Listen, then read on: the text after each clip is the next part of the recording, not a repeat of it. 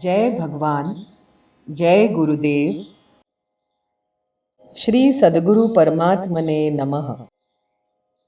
सिद्ध सद्गुरु श्री रणछोड़ दास जी महाराज श्री गुरुदेव की सन्निधि में चतुर्थ भाग ईस्वी सन 1957 थी 1961 कुमारी कुमुदिनी बेन परमानंद पंजवाणी। आज सुनेंगे गुरुदेव के कुछ विचार। विषय है गीता जी की समझ, मानस जी की समझ। गीता जी क्या प्रतिपादन करती हैं? कर्मयोग या संन्यास? यह प्रश्न त्रिभुवन भाई राजा ने पूज्यश्री को किया है और उसके उत्तर में पूज्यश्री कहते हैं, अद्वैत, द्वैत, द्वैताद्वैत, विशिष्य द्वैत, शुद्धाद्वैत आदि अनेक सिद्धांतों में अनेक मतभेद हैं, परंतु सबका अंतर्भाव अद्वैत और द्वैत में किया जा सकता है। इन दो का वर्णन भगवान ने सांख्य और योग निष्ठा के नाम से किया है। इन दोनों को अभेद और भेद मार्ग भी कह सकते हैं। सांख्य निष्ठा में आत्मा और परमात्मा का अभेद मानकर साधन किया जाता है।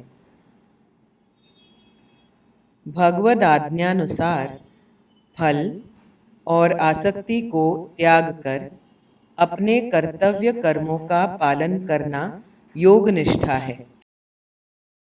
योग निष्ठा 3 प्रकार की होती हैं, कर्म प्रधान, भक्ति मिश्रित, भक्ति प्रधान।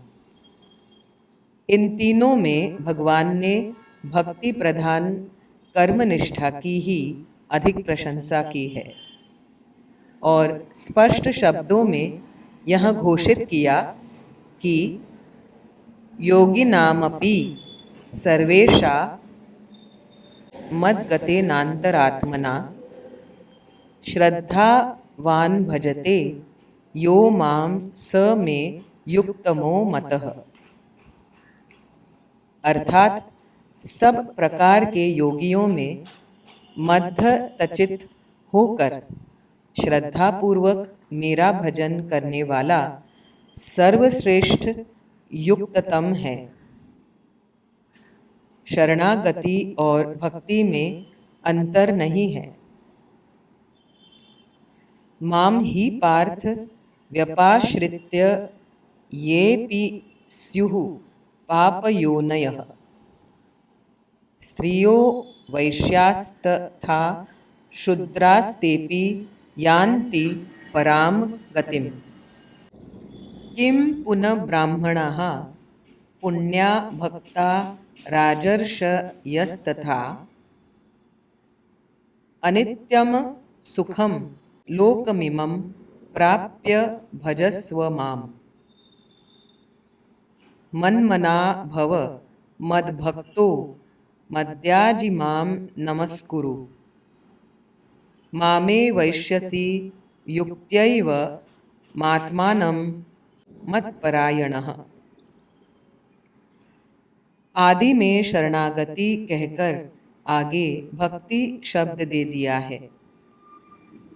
भक्त्या त्वनन्यया शक्य अहमेवं विद्योऽर्जुन ज्ञातुं द्रष्टुं च तत्त्वेन प्रवेष्टुं च परं तपः। मत्कर्म कृन्मत्परमो मद्भक्तः सदुवर्जितः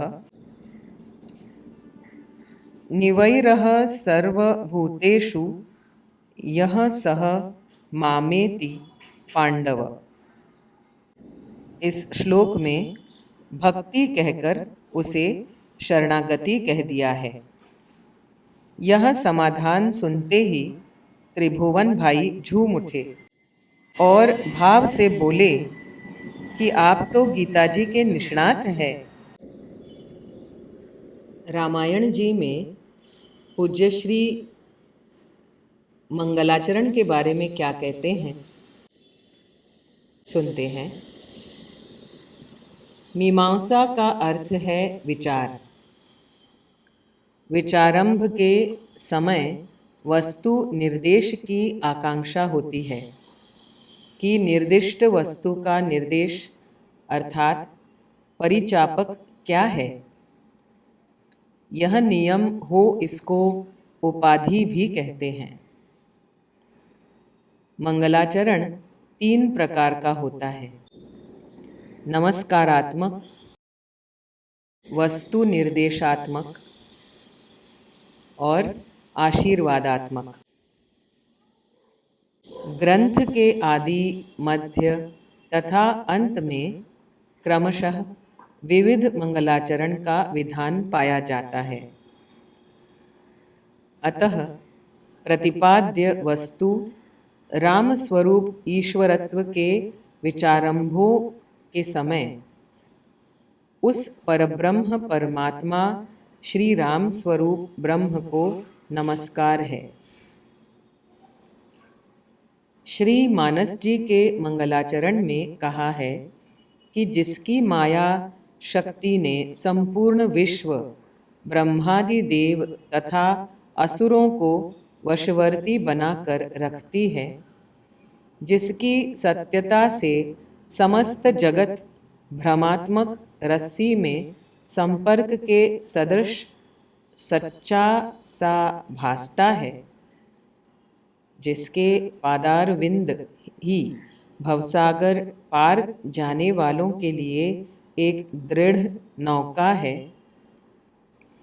उस परम कारण को मैं वंदन करता हूँ, जो सब का ईशन, कर्ता अर्थात नियामक रामरूप हरि है। इस पर विचार करने पर कई विचार उपस्थित होते हैं, जैसे कि ईश्वर है या नहीं, रामचंद्र सबका परम कारण है, इसमें प्रमाण क्या है, ईश्वर साकार है या निराकार, निर्गुण है या सगुण, ईश्वर का अवतार होता है या नहीं, यदि होता है तो व्यापक वस्तु में परिच्छिन्नता तथा स्थूल रूपता कैसी, राम रूप हरि अयोध्या के राजा क्यों हुए तथा भवसागर पार जाने का साधन उनका चरण ही नौका है और दूसरे साधन क्यों नहीं। ये शंकाएं तर्कवादी बुद्धिमानों को बहुधा होती हैं। साहित्य, भक्ति, भाव, ज्ञान की दृष्टि से श्री मानस जी चिरंतन रत्नाकार है। श्री मानस जी में कर्मकांडी, ज्ञानी, भक्त, कवि, विद्वान सभी चक्कर खाते हैं। जो कोई भी मानस जी को गंभीरता से पढ़ता है, उसे हर एक बार नया नया भाव विचार जरूर उठता है। जैसे कि रत्नाकर में बार बार गीता लगाने वाले को अमूल्य मोती मिलता है। चाहे कितने ही मोती निकल आने पर भी रत्नाकर मोतियों से उतना ही भरा पूरा रहता है। जब भी कोई भी गोता लगाएगा, तब मानस जी उसे मोती बराबर देंगे, इसमें कोई संदेह नहीं। वह तो चिरंतन है, साहित्य की दृष्टि से और भक्ति भाव ज्ञान की दृष्टि से भी।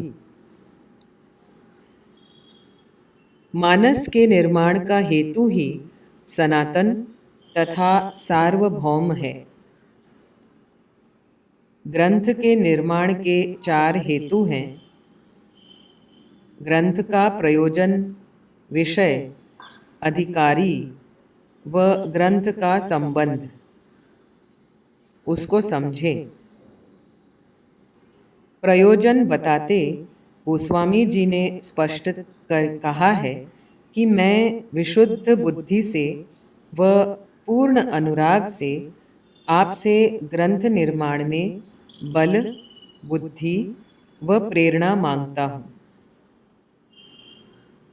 क्योंकि मेरे अंतःकरण को सुख हो, इस प्रयोजन से ही यह ग्रंथ है।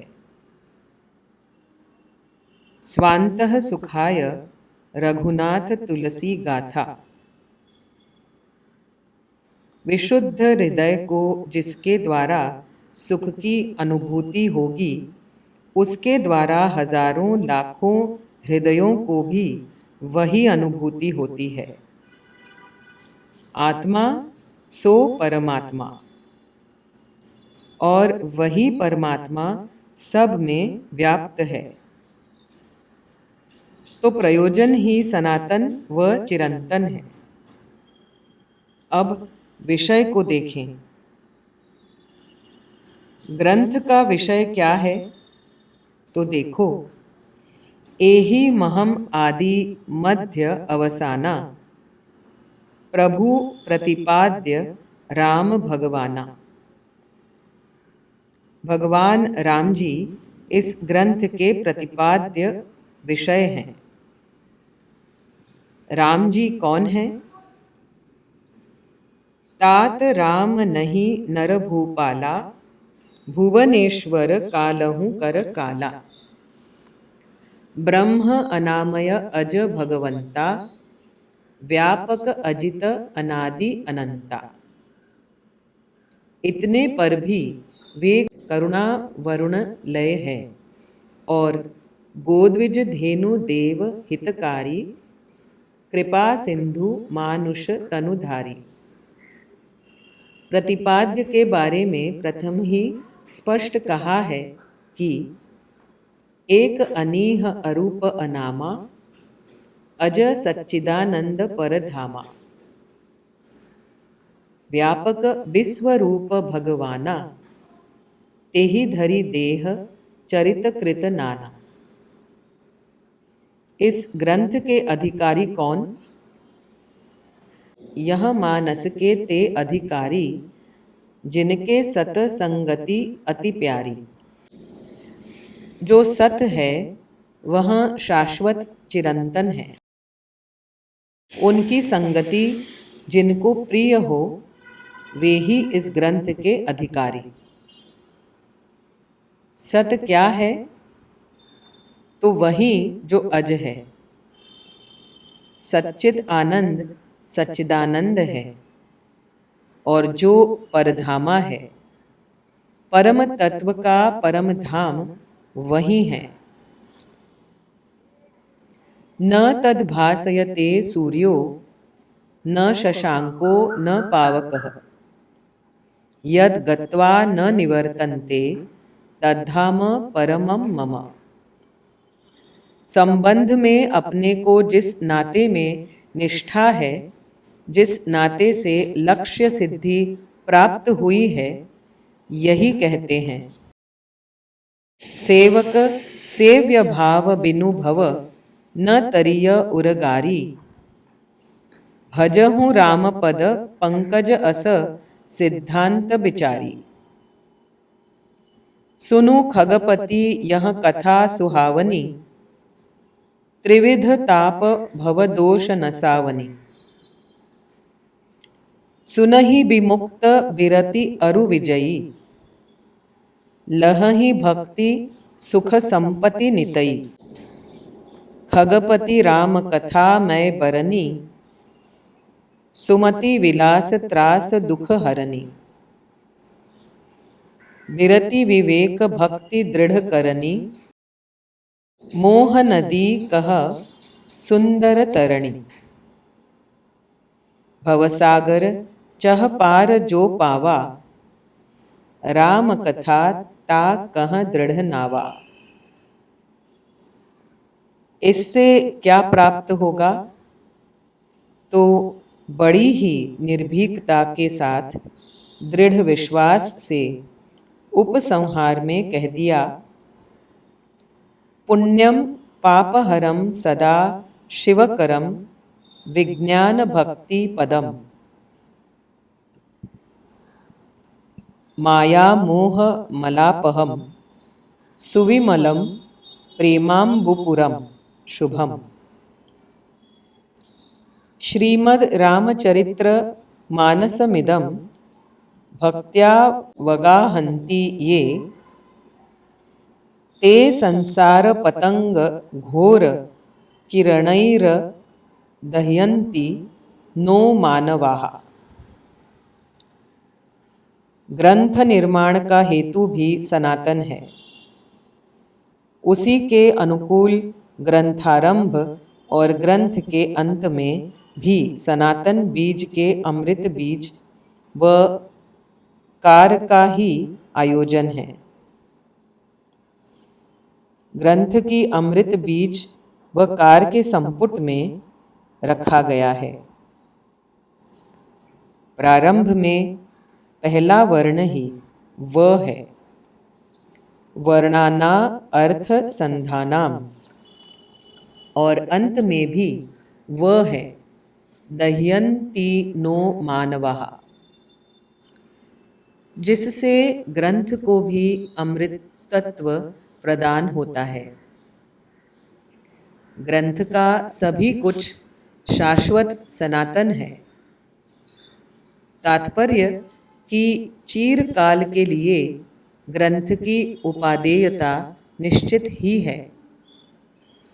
ग्रंथ चिरंतन है।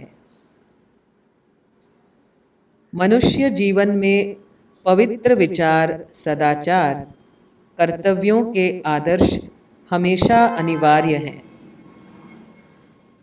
मानस जी से ये बराबर प्राप्त होते हैं। गोस्वामी जी की विलक्षणता यही है कि उनके भक्त हृदय ने भगवान की प्रीति प्रतीति भी की है और भगवान का ऐश्वर्य भी भूला नहीं है। जब उन्होंने कहा कि व्यापक विश्वरूप भगवाना तेहि धरि देह चरित कृत नाना, तो फौरन प्रभुता का ऐश्वर्य का दिग्दर्शन करा दिया कि सो केवल भगतन हित लागी, परम कृपाल प्रणत अनुरागी। अपनी इच्छा से ही हमारे हित के लिए प्रकटे हैं, नहीं तो हमारी गुंजाइश इतनी नहीं है। राम कीन्ह चाहहि सोई होई, करे अन्यथा अस नहीं कोई। कारण राम जी तो हैं, जगत प्रकाश्य प्रकाशक रामू, मायाधीश ज्ञान गुण धामू। पुरुष प्रसिद्ध प्रकाश निधि, प्रगट परावर नाथ। रघुकुल मणि मम स्वामी, सोई कही शिव नायऊ माथ। सगुण निर्गुण के ऐश्वर्य का मिलन कितना भावमय है कि पढ़ने वाले के हृदय में सहज ही ऐश्वर्य भाव भर जाता है। देखिए, यही विधि जग हरि आश्रित रहई, यद्यपि असत्य देत दुख अहई। जो सपने सिर काटे कोई, बिनु जागे न दूरी दुख होई। जासु कृपा अस भ्रम मिटि जाई, गिरिजा सोई कृपाल रघुराई। आदि अंत को जासु न पावा, मति अनुमानी निगम अस गावा। बिनु पद चलई सुनई बिनु काना, कर बिनु करम करई विधि नाना। आनन रहित सकल रस भोगी, बिनु बानी बकता बड़ जोगी। तन बिनु परस नयन बिनु देखा, ग्रहई ध्रान बिनु बास अशेषा। असी सब भांति अलौकिक करनी, महिमा जासु जाई नहीं बरनी।